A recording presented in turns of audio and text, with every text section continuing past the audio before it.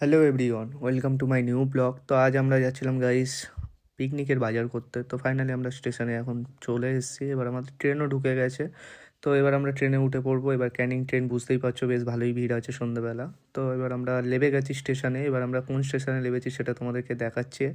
তো আমরা আজ এসেছিলাম চাম্পাহাটিতে। তো চাম্পাহাটিতে আমরা প্রথমেই এসে মুদিখানা দোকানে মুদিখানা মালগুলো প্যাক করে নিচ্ছি। কাকুকে লিস্ট করে দিচ্ছি, কাকু ফাটাফাট প্যাক করে দিচ্ছে।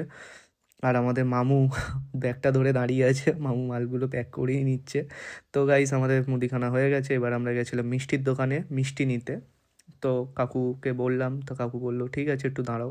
তো কাকু মিষ্টিটাও প্যাক করে দিল। তো মিষ্টি নেওয়া হয়ে গেছে। এবার আমরা যাব আলুর দোকানে। তো আলুর দোকানে চলে এসেছি।